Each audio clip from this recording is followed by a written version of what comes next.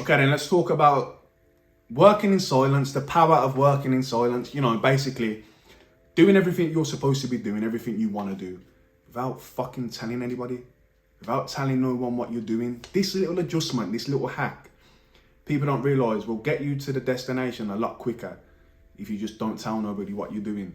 It will make the journey a lot more smoother, a lot more pleasurable if you just don't tell no one what you're doing. I always see that quote, well, not necessarily a quote, other influencers always repeating that, just ghost everyone for 6 months.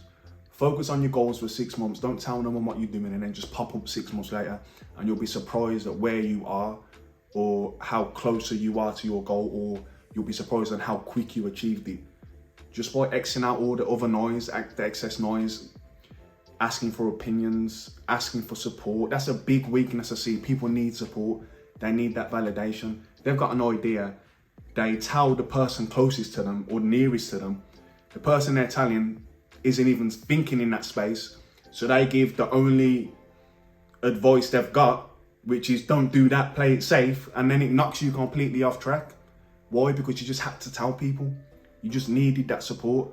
And I've said it before. I always use this example because what other example could I use?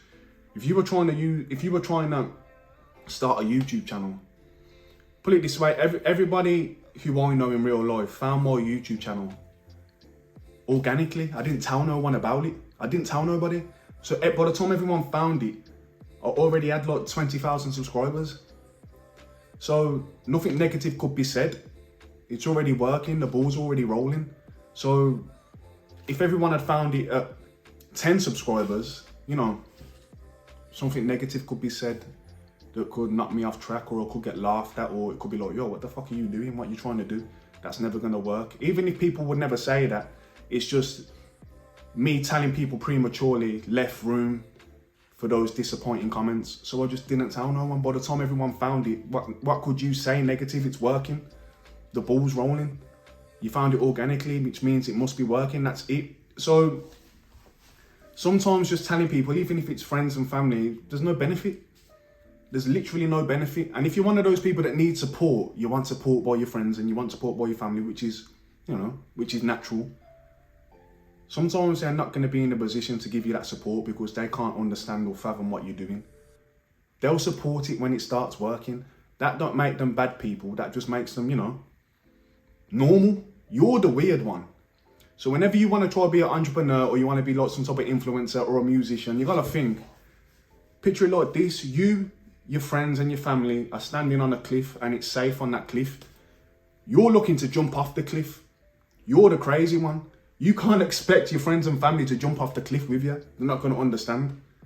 Now, when you jump off the cliff and it's a safe landing, then they might try things or at least support or at least cheer you on. Until then, just shut the fuck up and stop getting mad or frustrated with people that don't want to support or people that don't understand. Quickly before I finish, because this always bothers me. I was on my IG live the other day and there was a few people that wanted to do certain things. I think they were the real world students or whatever, and they were trying to get their parents on board for their parents to cheer them on. If their parents are like trying to sway them into the 9-to-5 lifestyle and they want to be entrepreneurs or make money online or whatever, so they're kind of frustrated with their parents. And I said, well, just don't worry, just do what you got to do, and your parents they'll get on board later. Once it's working, they'll support you once it's working. And then one of the guys said, well, why should I allow them to, support me, or why should they get to support me if they didn't support me when it wasn't working? And it's pretty simple. The advice that they're giving, go the 9-to-5 route or basically play it safe. Obviously that's bullshit advice, but it's coming from a pure place. That's all I care about.